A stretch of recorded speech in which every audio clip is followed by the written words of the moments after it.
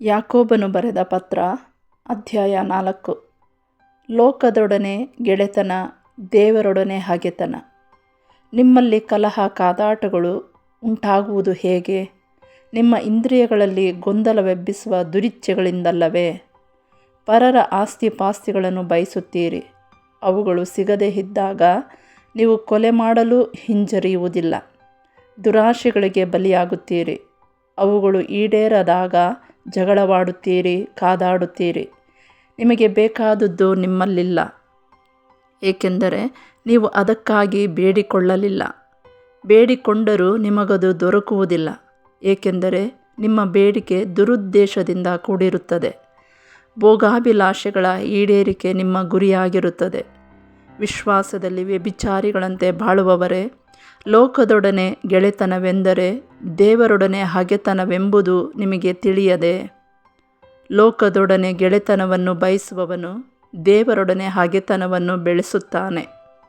ದೇವರು ನಮ್ಮಲ್ಲಿ ಇರುವ ಆತ್ಮವನ್ನು ಅತ್ಯಾಸಕ್ತಿಯಿಂದ ಅಪೇಕ್ಷಿಸುತ್ತಾರೆ ಎಂಬ ಪವಿತ್ರ ಗ್ರಂಥದ ವಾಕ್ಯವು ಉರುಳಿಲ್ಲದೆಂದು ಭಾವಿಸುವಿರಾ?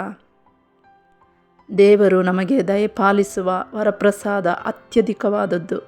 ಎಂತಲೇ ದೇವರು ಗರ್ವಿಷ್ಠರನ್ನು ವಿರೋಧಿಸುತ್ತಾರೆ, ದೀನದಲಿತರಿಗೆ ಕೃಪಾವರವನ್ನು ಅನುಗ್ರಹಿಸುತ್ತಾರೆ ಎಂದು ಲಿಖಿತವಾಗಿದೆ.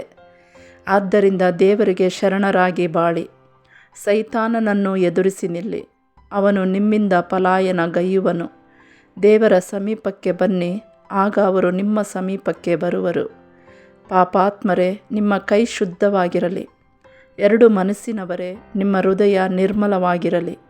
ನಿಮ್ಮ ಹೀನ ಸ್ಥಿತಿಗಾಗಿ ವ್ಯಥೆಪಡಿರಿ, ಕಣ್ಣೀರಿಟ್ಟು ಗೋಳಾಡಿರಿ. ನಗುವುದನ್ನು ಬಿಟ್ಟು ದುಃಖಿಸಿರಿ, ಸಂತೋಷವನ್ನು ಬಿಟ್ಟು ಶೋಕಿಸಿರಿ. ಪ್ರಭುವಿನ ಮುಂದೆ ನಮ್ರರಾಗಿರಿ, ಆಗ ಅವರು ನಿಮ್ಮನ್ನು ಉದ್ಧರಿಸುವರು. ಸಹೋದರರೇ, ಒಬ್ಬರನ್ನೊಬ್ಬರು ನಿಂದಿಸಬೇಡಿ. ಯಾರಾದರೂ ತನ್ನ ಸಹೋದರನನ್ನು ನಿಂದಿಸಿದರೆ ಅಥವಾ ಖಂಡಿಸಿದರೆ ಅಂಥವನು ಧರ್ಮಶಾಸ್ತ್ರವನ್ನೇ ನಿಂದಿಸಿ ಖಂಡಿಸುತ್ತಾನೆ. ನೀನು ಧರ್ಮಶಾಸ್ತ್ರವನ್ನು ಖಂಡಿಸಿದರೆ ನ್ಯಾಯಾಧಿಪತಿ ಎನಿಸಿಕೊಳ್ಳುವೆಯೇ ಹೊರತು ನೀನು ಅದನ್ನು ಅನುಸರಿಸಿ ನಡೆಯುವವನಾಗುವುದಿಲ್ಲ. ನ್ಯಾಯವಿಧಿಗಳನ್ನು ಕೊಟ್ಟವರು ನ್ಯಾಯಾಧಿಪತಿಯು ಒಬ್ಬರೇ. ಅವರೇ ಉದ್ಧಾರ ಮಾಡುವುದಕ್ಕೂ ವಿನಾಶಗೊಳಿಸುವುದಕ್ಕೂ ಶಕ್ತರು.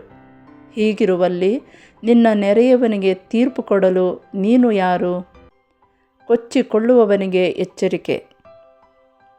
ಇಂತಿಂಥ ದಿನ ಇಂತಿಂಥ ಪಟ್ಟಣಕ್ಕೆ ಹೋಗೋಣ, ಅಲ್ಲಿ 1 ವರ್ಷ ಇದ್ದು ವ್ಯಾಪಾರ ಮಾಡೋಣ, ಅತಿಯಾಗಿ ಲಾಭ ಸಂಪಾದಿಸೋಣ ಎಂದೆಲ್ಲ ಆಲೋಚಿಸುವವರೇ, ಈಗ ಕೇಳಿ. ನೀವು ಇಷ್ಟೆಲ್ಲ ಆಲೋಚಿಸಿದರೂ ನಾಳೆ ಏನಾಗುವುದೋ ನಿಮಗೆ ತಿಳಿಯದು.